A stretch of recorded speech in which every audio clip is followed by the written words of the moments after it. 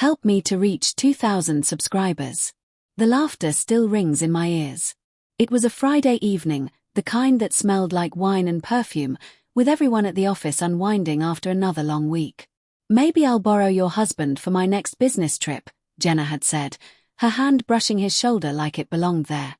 Everyone laughed, even me, because it was a joke, right?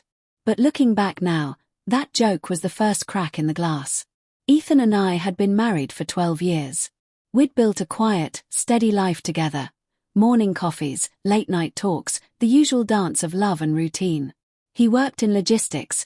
Jenna, my coworker and close friend, was a senior marketing manager. She was the kind of woman people noticed. Confident, magnetic, the one who could command a room without trying. I trusted her. I trusted him. So when she asked if Ethan could help organize transport for her upcoming business trip to Dubai, I said yes without hesitation. I even helped her book her hotel. She joked that I was the best wife ever. Now, those words make me sick. It started small.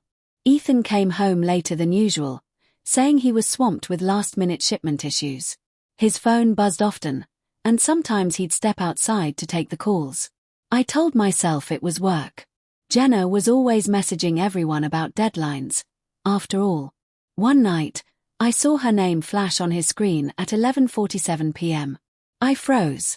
He said she needed urgent help finalizing customs documents. I believed him. Or maybe, I wanted to. I wanted to keep believing that my marriage was different. That my friend was loyal.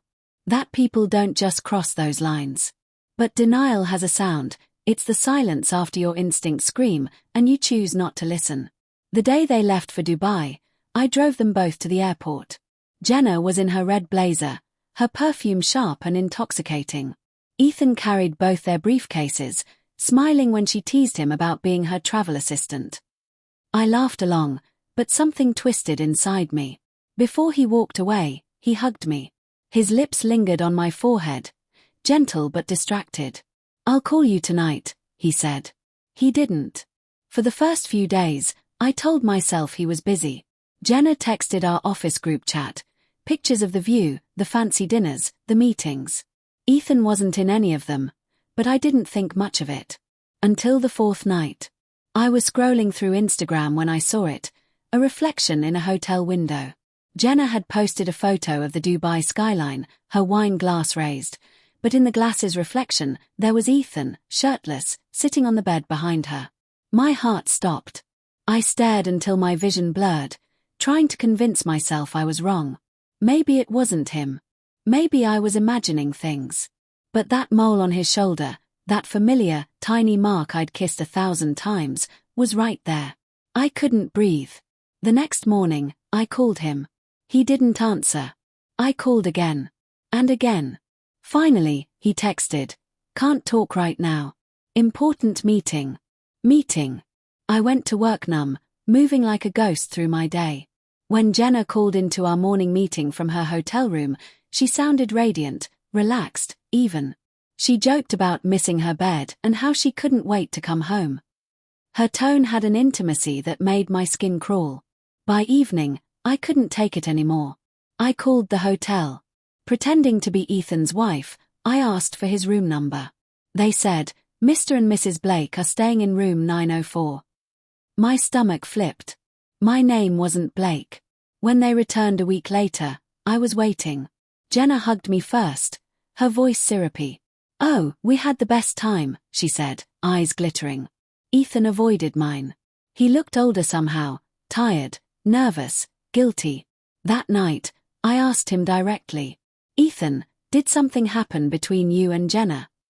He stared at me, mouth slightly open, then laughed in disbelief. "Are you serious? She's your friend?" "Yes," I said softly. "She's my friend." He walked away, muttering that I was being paranoid. I almost believed him again. Almost. A week later, Jenna came to the office glowing. She'd gotten a promotion. Everyone congratulated her, unaware of the invisible wreckage she'd left behind. She invited me to lunch to catch up. I went. We sat in a quiet cafe, the kind we used to visit every Friday. She talked about her new role, her travel plans, her busy schedule. I just watched her. Every word she said felt rehearsed. Her phone buzzed twice. Ethan's name flashed across the screen. She froze. Just for a second. That second was all I needed. I reached across the table, took her phone, and turned it toward me.